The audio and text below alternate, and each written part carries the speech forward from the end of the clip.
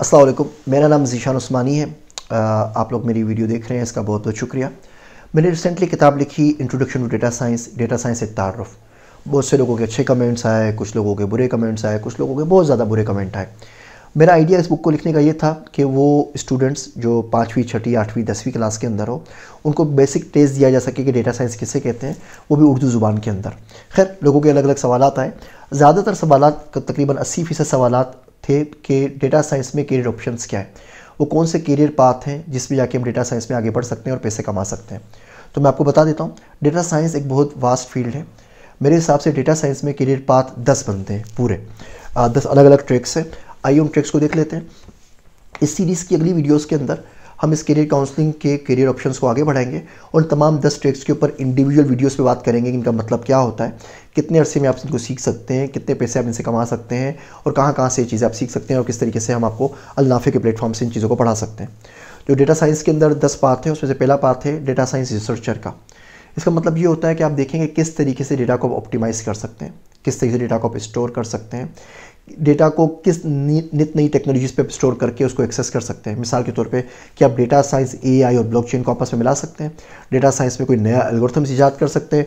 ये तमाम चीज़ें रिसर्च कम्युनिटी के अंदर है। आप एकेडमिशियन है, प्रोफेसर हैं, आप चाहते हैं इस पर रिसर्च करें, इसकी एप्लीकेशंस करें, तो आप बिल्कुल कर सकते हैं। कोई डेटा सेट्स को आप उठा लीजिए, आप ऊबर की ट्रैफिक को देख लीजिए, आप अर्बन प्लानिंग में उसको यूज़ कर लीजिए। आप कोई डेटा सेट उठा लीजिए, डिजीज़ का, एपिडेमिक का, आपको कोरोना वायरस है, इसका डेटा उठा लीजिए, कहाँ से फैलना शुरू हुआ, ज़ीरो इसका पेशेंट कौन था, किस तरीके से इसने जोग्राफिकली स्प्रेड किया। ये तमाम चीज़ें रिसर्च में आती हैं। इसको हम डेटा साइंस रिसर्च कहते हैं। इसमें एक ह्यूज अमाउंट ऑफ डेटा को हम यूज़ करते हैं और डेटा ड्रिवन पॉलिसी मेकिंग के ऊपर काम करते हैं, उस पर रिसर्च करते हैं। ये डेटा साइंस रिसर्चर का ट्रैक है। दूसरा जो ट्रैक है डेटा साइंस का, by the way data science के लिए जो कोर चीज़ें हैं वो तो आपको आनी चाहिए। मिसाल के तौर पे 3 प्रोग्रामिंग लैंग्वेजेस आपको लाजमी आनी चाहिए, पाइथन, आर और एसक्यूएल। इसके अलावा आपको मैथमेटिक्स थोड़ी सी आनी चाहिए, लीनियर अलजेब्रा पूरी आनी चाहिए, कैलकुलस आनी चाहिए और स्टैटिस्टिक्स आनी चाहिए। ये तो बिल्कुल कोर है। अगर ये 5-6 चीज़ें आपको नहीं आती तो आप डेटा साइंस की दुनिया में बिल्कुल भी कदम ना रखें। सबसे पहले ये सीखें, उसके बाद इसके अंदर आए। खैर, हम बात करते हैं दूसरे ट्रैक की। पहला ट्रैक हमने देखा डेटा साइंस रिसर्चर का था। दूसरा ट्रैक होता है डेटा साइंस डेवलपर का। इसमें जो बेसिक टूल्स हैं डेटा साइंस के और प्रोग्रामिंग लैंग्वेजेस है वो आपको आनी चाहिए। आपको पाइथन आनी चाहिए, आपको एसक्यूएल आनी चाहिए, आपको आर आनी चाहिए और ज़ाहिर बात है फिर इनकी जो आईडीज़ है वो भी आपको आनी चाहिए। आपको आर स्टूडियो का पता हो, आपको इंटेलिजे आइडिया का पता हो, आपको पाईटॉर्च का पता हो, ये जितनी आपको जुपिटर नोटबुक्स का पता हो। तो ये तमाम चीज़ें आती हैं डेटा साइंस डेवलपर में। अगर ये तमाम चीज़ें आपको आती हैं तो अपने आप को बहुत आराम से डेटा साइंस डेवलपर कह सकते हैं। साथ में आपको डेटा साइंस का थोड़े बहुत नॉलेज होनी चाहिए, जो कि हम कोर्स लॉन्च करेंगे इंट्रोडक्शन टू डेटा साइंस अलनाफे के ऊपर, वो आप पढ़ सकते हैं। दूसरा जो ट्रैक है वो तीसरा जो ट्रैक है वो सबसे मुश्किल तरीन ट्रैक है, जिसको हम मशीन लर्निंग डेवलपर या मशीन लर्निंग इंजीनियर का ट्रैक कहते हैं। इसके लिए आपकी मैथमेटिक्स बहुत ज़्यादा स्ट्रॉन्ग होनी चाहिए।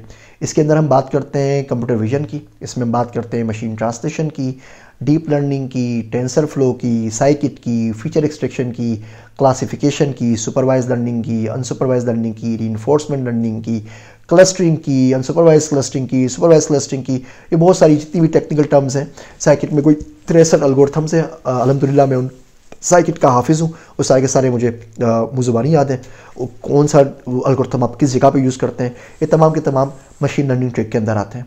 अगले ट्रैक के ऊपर बात करते हैं। अगला ट्रैक जो हमारा है उसको हम नॉर्मली डेटा साइंटिस्ट कहते हैं। उसका काम होता है मेनली ए बी टेस्टिंग करना, कॉजल इन्फ्रेंसेस के ऊपर काम करना, कोरिलेशंस पे काम करना, पैटर्न मैचिंग के ऊपर काम करना और देखना कि किस तरीके से हम नए डेटा मॉडल्स बना सकते हैं जो कि हमें प्रेडिक्टिव कैपेबिलिटीज़ दे सकें, जिससे हम फोरकास्ट कर सकें, पास डेटा को यूज़ करते हुए फ्यूचर को फोरकास्ट कर सकें। मिसाल के तौर पे 14 अगस्त को पाकिस्तान में 1 लाख झंडे बिके, हर साल 10% झंडे बढ़ जाते हैं, तो बहुत अच्छी बात है कि अगले साल के लिए हम इस स्टोर के ऊपर 1,10,000 झंडों को ऑर्डर कर दें ताकि वो बिक सके हमारे पास से। ये काम डेटा साइंटिस्ट का होता है। अगला जो ट्रैक होता है वो होता है डेटा इंजीनियर का। डेटा इंजीनियर का काम डेटा साइंस की डेटा पाइपलाइन को बनाना होता है। वो इस तरह पाइपलाइन बनाता है कि ऑटोमेटिक फीडिंग हो सके मशीन लर्निंग के एल्गोरिथम्स की ट्रेनिंग के लिए।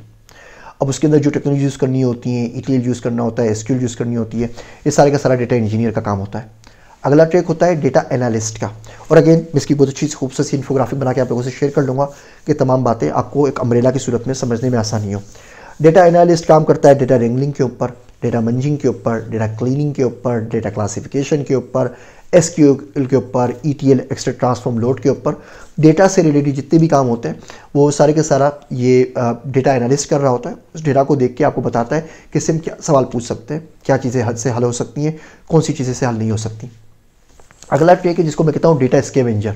इसका काम सिर्फ स्कैवेंजर्स की तरह डेटा कलेक्ट करना होता है। ये वेब स्क्रैपिंग करता है, सेलेनियम यूज़ करता है, URL लिब यूज़ करता है, स्क्रैपी यूज़ करता है, बाकी इस तरह के बहुत सारे टूल्स हैं उनको यूज़ करता है। और ये डेटा स्क्रैपिंग करता है बाकी वेबसाइट वगैरह से भी, ओपन टूल से भी करता है, ओपन इंटेलिजेंस इसके अंदर आ जाती है।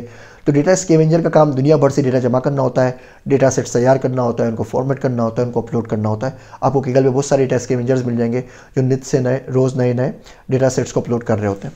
अगला हमारे पास आता है ट्रिक डेटा विजुअलाइजेशन का। इसमें आप मिसाल के तौर पे आप क्यूलिक व्यू पे काम करते हैं, आप सीबोन के ऊपर काम करते हैं, आप टेबलो के ऊपर काम करते हैं, आप पेंटाहो के ऊपर काम करते हैं, आप मैटप्लॉट लाइब्रेरी पे काम करते हैं, आप प्लॉटी पे काम करते हैं। इसका मकसद ये होता है कि डेटा को खूबसूरत तरीके से मीनिंगफुल वे में दिखाना, जिससे सामने वाले को आपकी बात समझ में आ सके।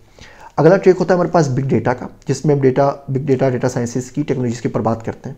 इसमें आपको स्काला आनी चाहिए, आपको मोंगोडीबी आनी चाहिए, आपको अपाची स्पार्क आनी चाहिए, आपको हडूप आना चाहिए, आपको केगल आना चाहिए, आपको H2 आना चाहिए, SPSS, R, ये तमाम जो टूल्स हमारे पास हैं और जो टेक्नोलॉजीज़ हैं जिससे मैसिव अमाउंट ऑफ डेटा के ऊपर काम कर सकते हैं, ये तमाम बिग डेटा ट्रिक के अंदर आते हैं।